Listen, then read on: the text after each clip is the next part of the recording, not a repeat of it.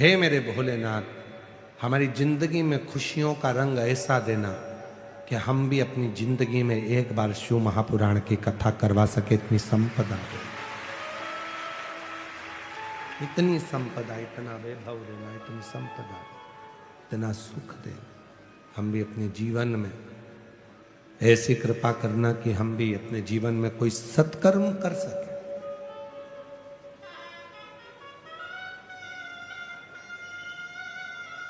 सुख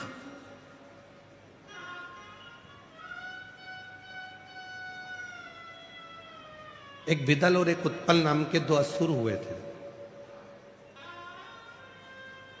दोनों ही प्रखर थे,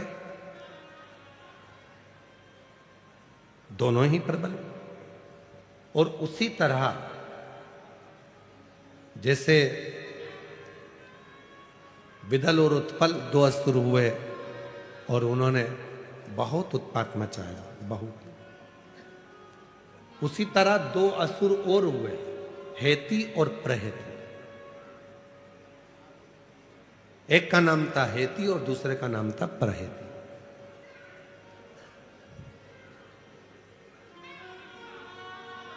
यदि स्कंद पुराण को आप पढ़ते हैं गीता प्रेस गोरखपुर की, तो उसमें गीता प्रेस गोरखपुर की स्कंद पुराण में वर्णन आता है भगवान शंकर के आवाज करिएगा। स्कंद पुराण में वर्णन आता है कि भगवान शिव के पुत्रों में हेती और प्रहेती की भी कथा आती है। ये दोनों असुर हैं, हेती और प्रहेती दोनों असुर हैं, दोनों। जैसे आज होलिका का दहन होता है, होलिका जला रहे हैं, होलिका का दहन कर रहे हैं, कौन है? हिरण्यकशिपु, हिरण्याक्ष की बहन।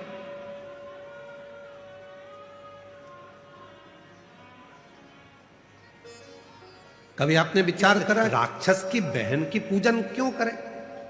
हिरण्यकशिपु की बहन की पूजन क्यों करें? तो शिव महापुराण में चरित्र आता है हिरण्यकशिपु की बहन का। श्रीमद् भागवत में भी चरित्र है, विष्णु पुराण में भी चरित्र है, नरसिंह पुराण में चरित्र है, स्कंद पुराण में चरित्र है। हिरण्यकशिपु की बहन का नाम था डूंडा। नेत्र बंद कर रहा है और सेठ जी ने कहा, सत्य बोलो, क्या मेरे मुख से राम निकल गया? हां, सबसे पूछ लो, आज आपके मुख से राम निकल गया। सेठ जी ने हाथ जोड़कर कहा, जिस राम को मैंने अपनी तिजोरी में छुपा कर रखा था, आज वो निकल कैसे गया? और सेठ जी ने प्राणों को त्याग दिया। जिस राम को मैंने छुपा कर रखा था, भक्ति दिखाई नहीं जाती, भक्ति को दिखाया नहीं जा सकता। मैंने जिसको अंदर छुपा कर रखा, उसे कैसे प्रस्तुत कर दूं?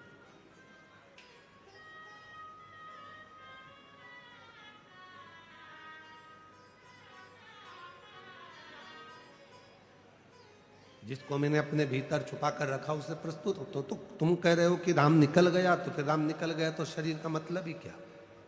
राम भीतर हो।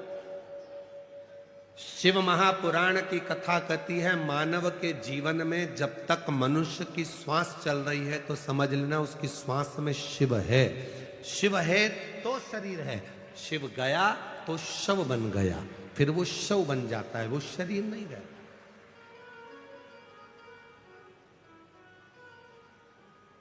और करना क्या है? शिव जी के मंदिर में हम जाकर एक लोटा जल क्यों चढ़ाते हैं? आपको जल की महत्वता मालूम है? क्यों सीवर वाला बाबा कहता रहता है कि एक लोटा जल सारी समस्या का हल? क्यों कहता है कि मंदिर जाओ, मंदिर जाओ, मंदिर जाओ, एक लोटा जल चढ़ाओ? क्यों? क्या पड़ी उनको? शिव महापुराण की कथा कहती है, जब श्वास रूपी शिव शरीर में रमण करता है तब तक शरीर है। शिव श्वास बंद हो जाती है तो शरीर शव बन जाता है। इस श्वास रूपी शिव को मंदिर में जो शिवलिंग होता है, वो पूरी सृष्टि का भाग होता है। उस पे जब हम जल चढ़ाते हैं, हमारी जो शिव रूपी श्वास निकलती है जल चढ़ाते समय, वो तरंगे शिवलिंग पर जब पड़ती है, तो ये शिवलिंग और ये श्वास का जब मिलन होता है, तो हमारी श्वासों में हम जो कामना करते हैं, वो कामना भोलेनाथ को पूरा करना ही पड़ता है। अगर वो पूरा ना करता, यदि वो कृपा की ना होती जो आदत तुम्हारी, तो सुनी ही रहती अदालत तुम्हारी। गरीबों के दिल में जो तुम जगा ना पाते, तो किस दिल में होती इबादत तुम्हारी। अगर वो कृपा नहीं करता, तो तुम भी इतनी लाखों की संख्या में, सुबेरे 8 बजे की कथा है, 4 बजे नहाए हो गए, 5 बजे घर से चले हो गए, तब जाकर कथा में 8 बजे बैठे हो गए और कथा सुन रहे।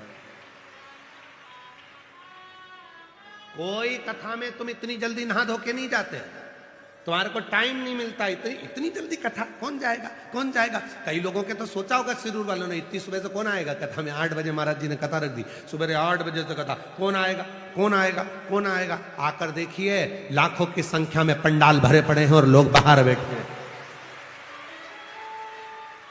कृपा की ना होती जो आदत तुम्हारी, तो सुनी ही रहती अदालत तुम्हारी। अगर तुम कृपा नहीं करते तो यहां कौन आता। पर उसने कृपा करी है, उसने दिया है, तो आपको भी मालूम है कि वो पंडाल में जाकर, सुना है ऐसा, मेहमान जाते हैं, बुआ जी जाती है तो भतीजे के हाथ में 150 देकर जाती है, मामा जी जाते हैं तो कुछ देकर जाते हैं, मेहमान जाते हैं तो घर के बच्चों को कुछ देकर जाते हैं। और मेरा भोलेनाथ 7वें दिन की कथा विराम कर कर जाता है तो आपकी गोदी में कुछ ना कुछ देकर जाता है। बाप है जगत का, परम पिता परमात्मा देवाधिदेव महादेव है। आज जाएगा ये कुबेरेश्वर बाबा के धाम से आई हुई कुबेर भंडारी की ये पोथी, जो कुबेरेश्वर बाबा यहाँ लुटाने के लिए आए थे, इस पोथी के स्वरूप में आज चली जाएगी। उसके जाने से पहले वो अपना जो लुटा सकता है इतना देकर जाता है। लोग झोली पसार पसार कर मांगते हैं, और मेरा कुबेरेश्वर बाबा, मेरा देवाधिदेव महादेव जाते जाते उनकी झोली में दे देता है। तो वो 3 महीने में फिर कथा के पंडाल में आकर बैठ जाते हैं।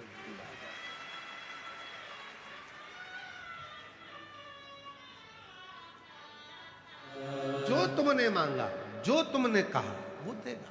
बस थोड़ा सा उसके प्रति विश्वास, भरोसा, दृढ़ता ये आपके भीतर हो, देगा।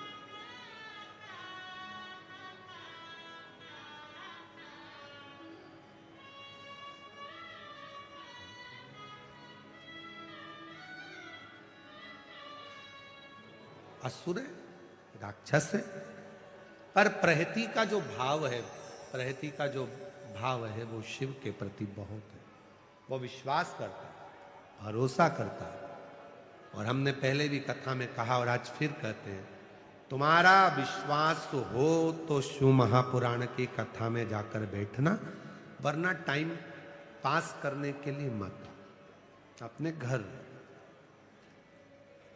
अपने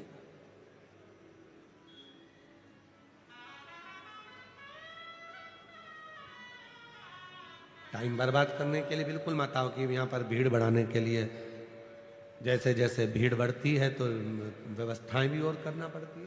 तो भीड़ बढ़ाने के लिए आप कथा में मत आओ। और कोई कथा में आप भले भीड़ बढ़ाने के लिए जाओ, मना नहीं है। वहां बहुत आपको बुलाया जाएगा, अनाउंस किया जाएगा, बिठाने के लिए व्यवस्था करी जाएगी, सब कुछ करा जाएगा।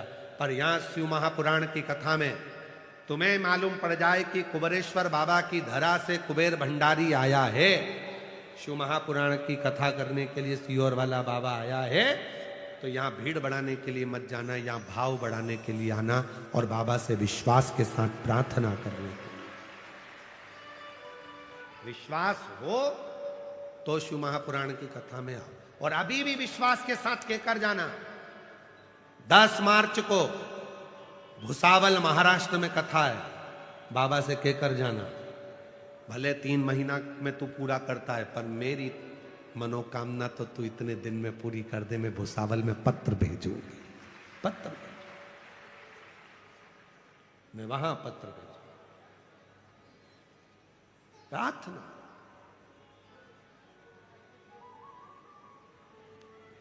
शिव कथा कह रही है। हेती प्रहेती असुर है, पर उसमें से प्रहेती का मन शिव के प्रति विश्वास, शिव के प्रति विश्वास,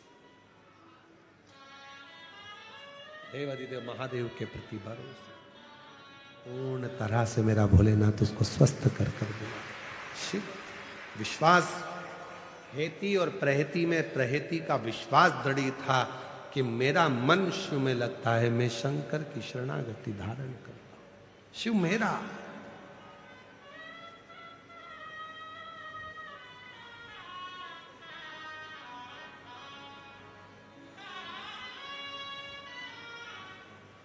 शिव के प्रति जिसका विश्वास दृढ़ हो गया, ब्रह्मा जी का विश्वास दृढ़ नहीं हुआ था तो सिर कट गया था और बड़ का पेड़ बन गया था।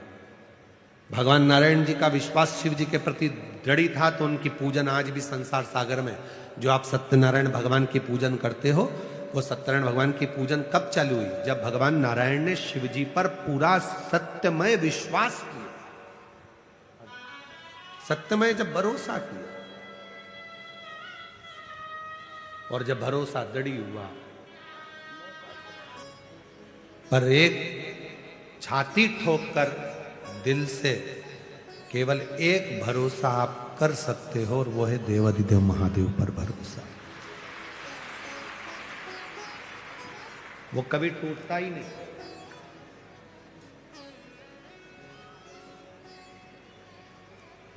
हेती और प्रहेती में से प्रहेती एक ऐसे हैं जिनका भरोसा शिव के प्रति है।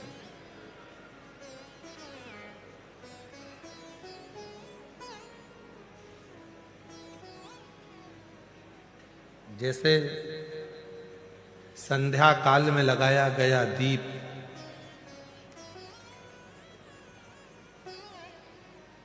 मानदेह नामक असुर का संहार कर देता है, प्रतिदिन एक नियम बनाकर रखना चाहिए कि रोज शाम के समय पर अपने घर में प्रदोष काल के समय पर एक दीप जरूर लगाना चाहिए। और यदि बेलपत्र का वृक्ष है तो उस बेलपत्र के वृक्ष के सामने भी एक दीप अवश्य लगाना चाहिए।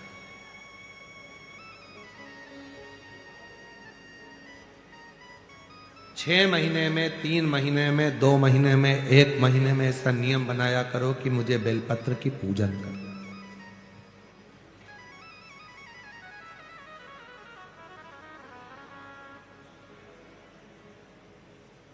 स्वयं माता लक्ष्मी जी ने भगवान नारायण को पाने के लिए बेलपत्र का पूजन किया। जब इंद्र की पूरी सत्ता चली गई थी, सारा की सारा धन इंद्र का चले गया था, असुरों ने उस इंद्र के सिंहासन पर अपना कब्जा जमा लिया था, तब इंद्राणी ने, स्वयं सची माना इंद्राणी ने शिव जी की साधना करी, बेलपत्र के वृक्ष के, बेलपत्र की पूजन करें।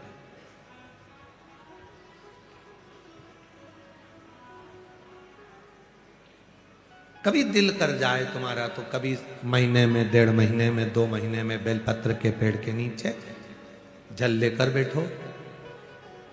बेलपत्र के वृक्ष के नीचे दूध नहीं चढ़ाना, बेलपत्र के वृक्ष के नीचे दही नहीं चढ़ाना, शहद भी नहीं चढ़ाना। बेलपत्र के वृक्ष के नीचे जब आप बैठते हैं, बेलपत्र पूजन का एक विधान होता है कि जब हम बेलपत्र की पूजन करते हैं तो 2 कलश पानी के भरे हुए, एक अपने सीधे हाथ की ओर, एक उल्टे हाथ की ओर रखा जाता है। पूजन की थाली बीच में रखी जाती है। 2 बत्ती का, लंबी बत्ती का, 2 बत्ती लंबी घी की जलाई जाती है। लंबी बत्ती, बेलपत्र के वृक्ष के नीचे 2 बत्ती लंबी जोड़ा बनाकर उसको जलाया जाता है।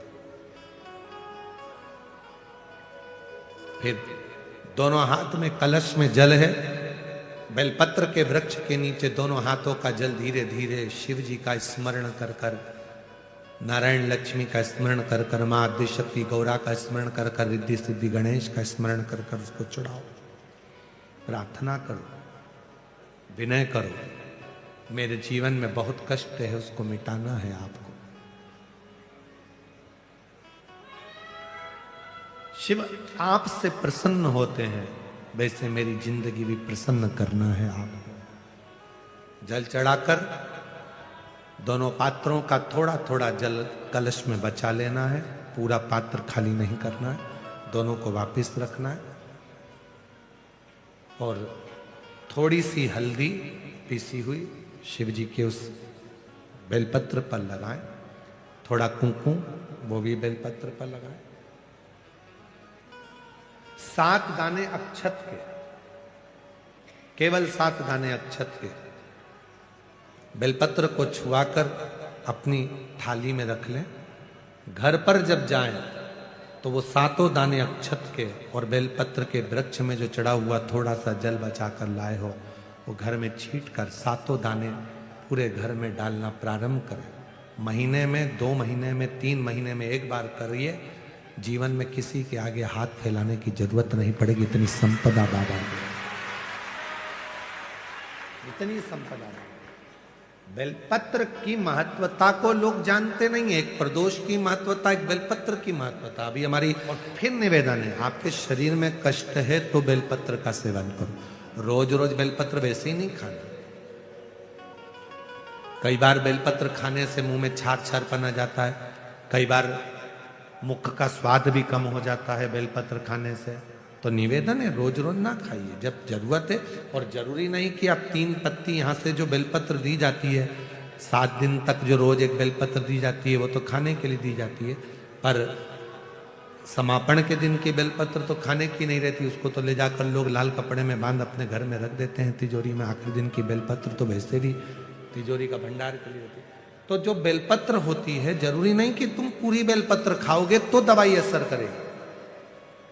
बेलपत्र का अग्रण्य भाग का थोड़ा सा पत्र भी यदि हम पा लेते हैं, उसको ग्रहण करते हैं, तो वो भी उतना असर करता है। और रोज खाने की जरूरत नहीं है। रोज अगर शिव मंदिर जा रहे हो, शिवालय जा रहे हो, शंकर जी के मंदिर जा रहे हो, देवालय जा रहे हो, तो बेलपत्र लाओ, वहां से मना नहीं है। उसको इकट्ठा करो, एकाग्रित कर कर सुखा लो। सुखाकर रोज शिव जी की चढ़ी हुई बेलपत्र को सुखाकर फिर उसका चूरा बना लो। जब तुम्हें लगे कि शुगर गड़बड़ हो रही है, बीपी गड़बड़ हो रहा है, थायराइड गड़बड़ हो रहा है, तो एक चुटकी उसमें से लेके निगल लो, पानी पी लो। बाबा की कृपा से आधा घंटा, 1 घंटे में वो sugar, BP, thyroid sub level में आना प्रारंभ हो। उस बेलपत्र की महत्वता को जिसने जाना, कभी कुबेरेश्वर धाम जाओ तो कुबेरेश्वर बाबा के धाम पर जो 200-300 साल पुराना, जो 300 साल के ऊपर पुराना बट वृक्ष है, जहां बाबा बैठे हैं, बटकेश्वर महादेव, उसका दर्शन करो। उस पेड़ की छांव में बैठकर बाबा का मंत्र जाप करो। अभी अभी हमने थोड़ा सा उसको बंद कर दिया था, क्योंकि वहां बाबा के जोड़ा घूम रहा था तो वो शरीर पर चढ़ जाता था, इसलिए अब स्थान पर वहां जाना थोड़ा बंद कर दिया था, पर पुनः वापिस उसको खोल दिया। बेलपत्र की वाटिका है छोटी सी, उस बेलपत्र की वाटिका के पास में बैठकर भगवान शिव का नाम उच्चारण करो, नाम स्मरण। शिव भक्ति करो जहां तक हो सके, शंकर की अविरल भक्ति को धारण करो।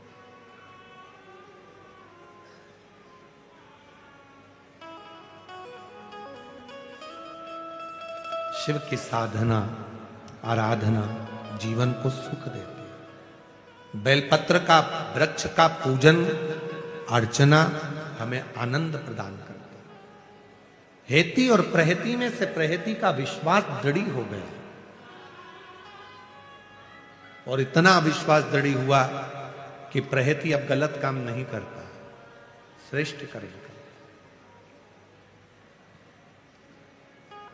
एक बार